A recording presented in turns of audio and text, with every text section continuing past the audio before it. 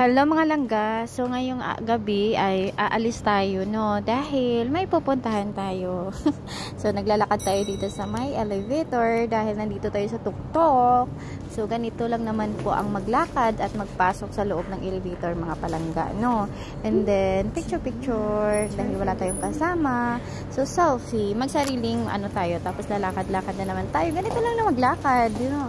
So may hagdanan, tapos labas tayo. O ganun na. So habang naglalakad tayo dito mga palangga, so ganito ang ang itsura ng labasan. So ito na nga, nakasakay na tayo. No, ang bilis. Naglalakad lang tayo kanina pero nandito na tayo, nakasakay na.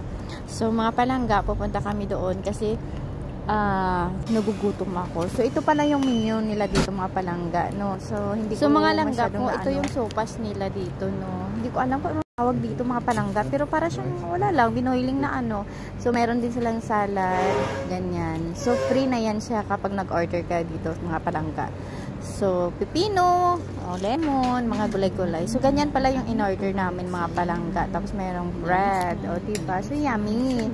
So ang sarap nito, flour rice ng basta flour. So yan na, sobrang gutom na gutom siguro ako niyan mga palangga, no. Kaya hindi ako masyadong makapagsalita. So yan pala yung ating first bite mga palangga. Takam na takam talaga ako dyan kasi ang sarap talaga ng lasa niyan mga langga ko. So ito na. Sarap. Sobrang sarap talaga mga palangga. So ito yung isa sa mga favorite na rice ko talaga mga palangga.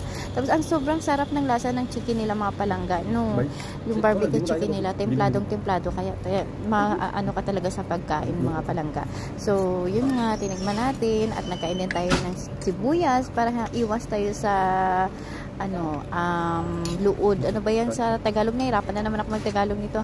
Basta yun, sa umay. O, yan. Tapos, meron din silang meat mga palangga. So, kasi yung pinili pala namin ay grilled na mga langga. So, yan na siya. Super yummy mga langga ko. Tingnan nyo naman kung gaano ka-yummy. Tapos, matatakam ka rin sa sauce nila mga langga dahil napaka-yummy talaga ng sauce nila dito. So, ganito lang naman ang tamang pagkain mga langga ko.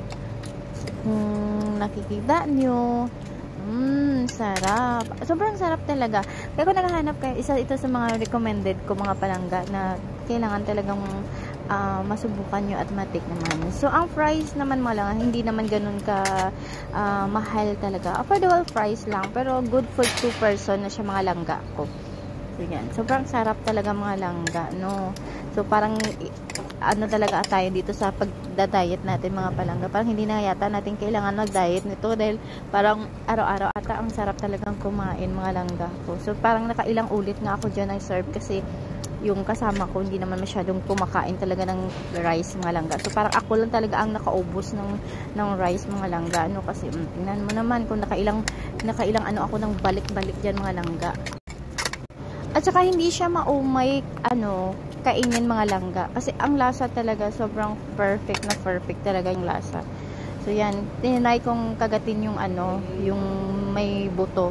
Kung hindi ko talaga kaya binigay ko na lang sa kanya kasi sayang naman mga palangga, kahit tinidor ko na hindi talaga makukuha yung laman. So sabi ko, gusto mo ikaw na lang magkain ito. Sabi ko sa kanya.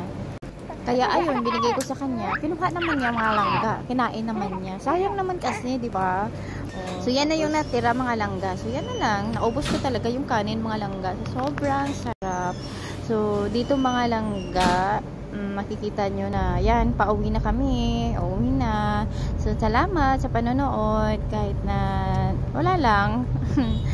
So, sobrang hindi naman masyadong traffic ang pag-uwi namin mga langga ko, no, kasi medyo gabi na rin kasi ito, mga around 11 o'clock na. So, hindi na siya masyadong matraffic mga langga.